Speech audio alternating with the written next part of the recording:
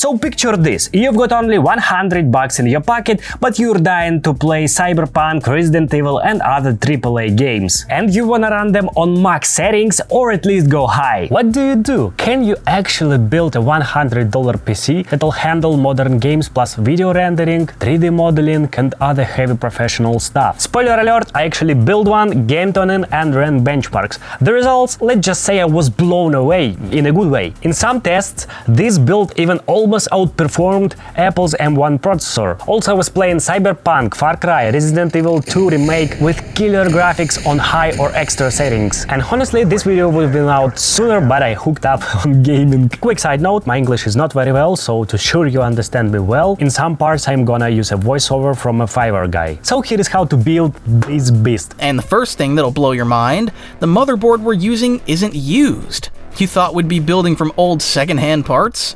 Well, you're almost right, but the motherboard is brand new. I picked up the Amendment X79 A4 motherboard, a budget Chinese board with an LGA 2011 3 socket for Intel Xeon E5, V3, V4 series and Core i7 Haswell E and Broadwell E processors. On Taobao, these boards go for 120 to 170 yuan, about 16 to 23 bucks. Yeah, you can actually buy a legit working motherboard for that price. This isn't fake news. I've built about 5 to 6 computers on these Chinese boards. One was dual processor system like the old Mac Pros, but on the other X79 board. Here is the catch, a lot of these budget boards actually use simplified chipset like Intel B45 or H41 instead of the full X99, which explains the low price and some feature limitations. So just know that every price point has its trade-offs. The price tiers tell the whole story. For 120 yuan you get the basic version, nothing fancy to look at, plain PCB and plastic RAM slots. For 170 yuan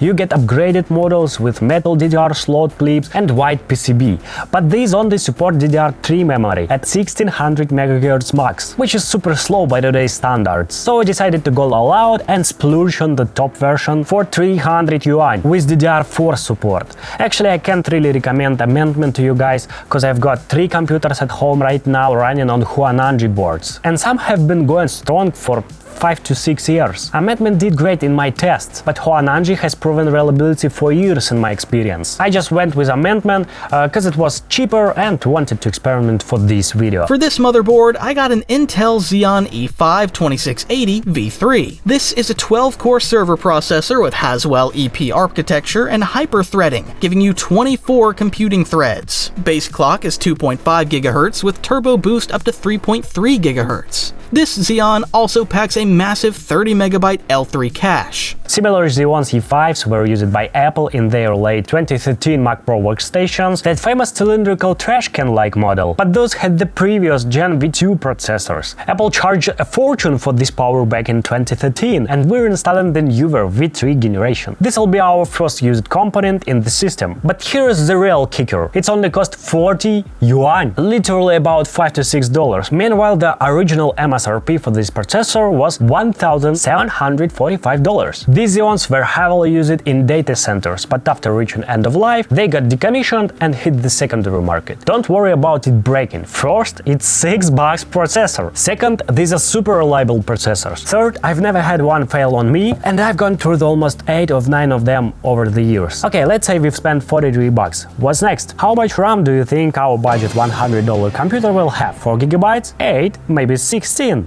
Nope.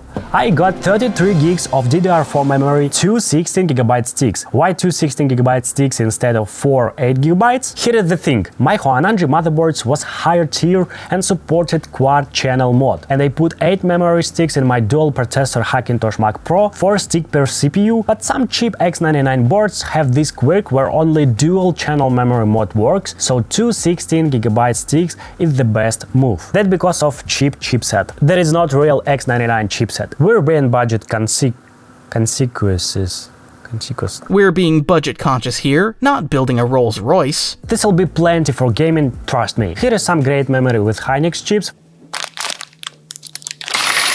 for 219 yuan or 30 bucks, and 2 memory sticks would cost me 60 bucks separately, putting us $4 over budget and ruining my video. But I found one of these bundle deals where the seller offers the processor, motherboard, memory and cooler all in one package. Way better deal than ordering separately. Some sellers like this even throw in a graphic card. Here is a build with the older 2680 V2 and 2GB graphics card for 558 yuan or 78 bucks, and it even includes a 120 gigs SSD. Literally just grab a $10 power supply and you're ready to plug and play. But I wanted to splurge on the motherboard, remember? So that's not what I ordered. My kit with this gorgeous motherboard plus processor plus 32GB RAM without graphics card cost me 90 bucks including shipping. And now I've got a problem. I only have 10 bucks left and I still need an SSD, power supply and graphics card. My $100 PC build video is almost toast, but I decided to go all the way, build the computer and see what the final result would be. I need to put all this gear in a case. No point ordering from Taobao since it's bulky and shipping would be crazy expensive. So I hit up my local marketplace for computer parts and bought the cheapest case, about 17 bucks. It's not made of cardboard, but it's pretty flimsy. But at least it's got RGB lighting.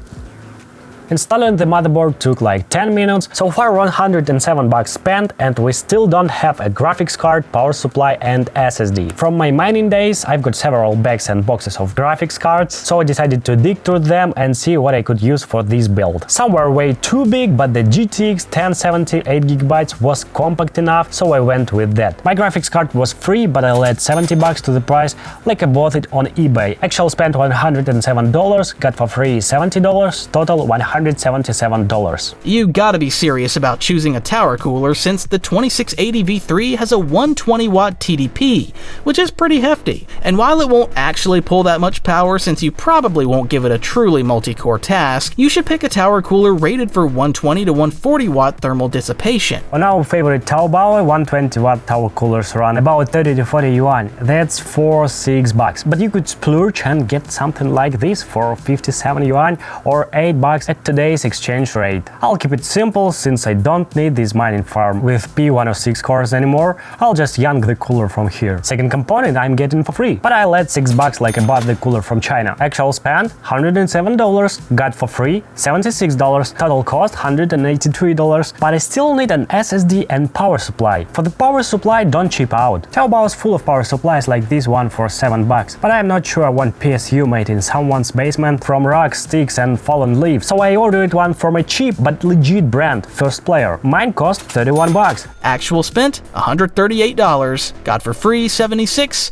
total cost $214. Just need to buy an SSD for the OS to boot fast and a big HDD to install every game on Earth. When you see deals like 30 bucks for 1TB HDD, always check if it's used, cause these HDDs, especially 1TB and up, were heavily used in data centers and got decommissioned at end of life. They might have tons of bad sectors and massive write cycles. I don't recommend buying these drivers cause their lifespan is totally unpredictable. Better to look for pricier options. Here's one for about 48 bucks that says brand new. But even better, order this locally. Might be cheaper and you won't risk it get damaged in your tiny package from China. I just grabbed mine from one of my boxes cause I've got tons of this stuff lying around, but I'll add another 40 bucks to the price like I bought it brand new. Actual spend $138, got for free $116, total cost $254. The last component is totally optional, SSD. I recommend installing your OS on it so Windows boots faster and all system files are on the fast SSD. For work and important files, I recommend HDD since you can recover data if it fails. Though with current prices on new SSDs where 1TB isn't much more than new HDDs,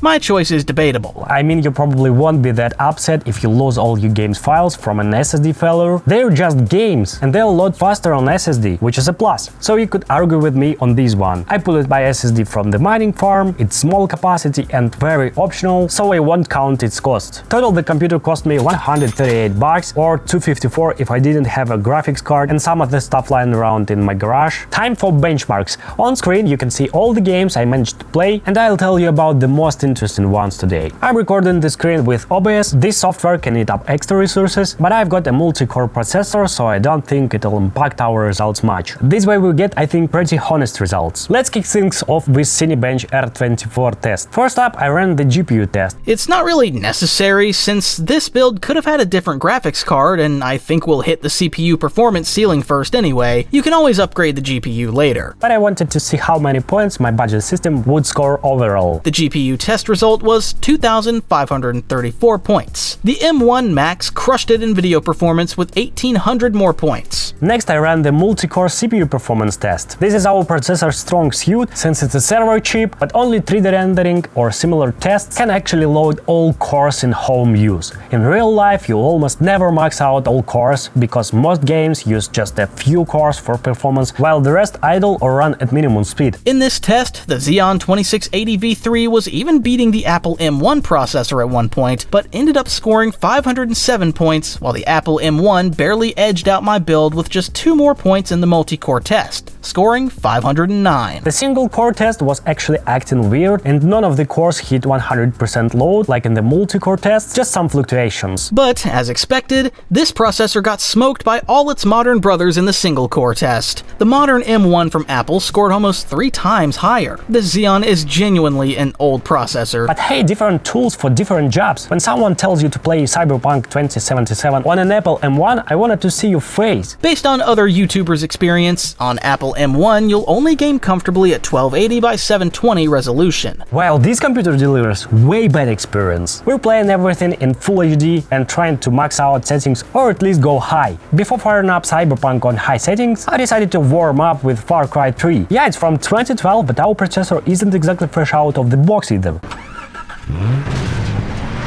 The game on absolute max settings with VSync and anti-aliasing enabled unsurprisingly didn't meet any resistance from our system's performance. The game shows 60 to 70 FPS with dips to 50 FPS. When driving at high speed, shooting and explosions, no significant FPS drops noticed. The game never drops below 50 and stays around 70. The max FPS I spotted was around 120, but you'd have to play the whole game staring at your feet straight into the ground. Resident Evil 2 Remake. This is a 2019 game, but worth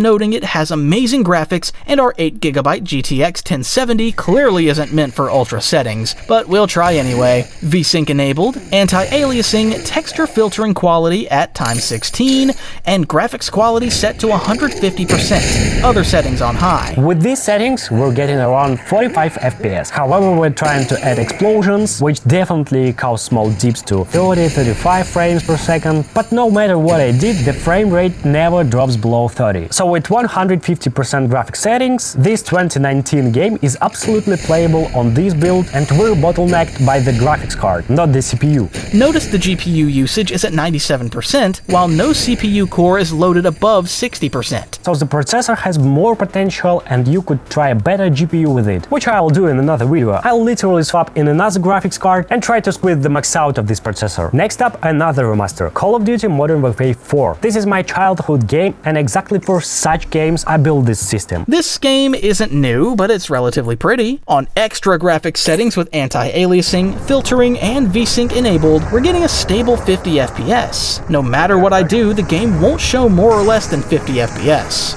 GPU is only loaded at 40%. CPU is also chilling, no core is loaded more than 35 to 40%. Maybe I messed with something up, but apparently this game isn't that demanding. On your feet, soldier! We are leaving! Let me know in the comments. Assassin's Creed 3 Remaster, also a 2019 game, performed a bit worse than the others. On max graphics settings, FPS hovers around 35, sometimes holding at 40. GPU is loaded at 97 to 98%, while the CPU is working pretty relaxed. But just switch one parameter. Texture quality from max to medium, and we get a more or less stable 60 FPS. Unlike other games, for some reason Assassin's Creed looks terrible at 35 FPS, and I'd rather play with medium texture quality, but at 60 FPS, because these 30 FPS look more choppy than in other games. Overall, totally playable. Now for the most modern game today, Cyberpunk 2077 from 2020. VSync enabled, anti-aliasing, all graphics and texture quality settings on high, but not ultra, with just one step below ultra. The game delivers relatively stable 40-45 FPS. When driving vehicles, shooting, and even explosions, FPS rarely drops below 40.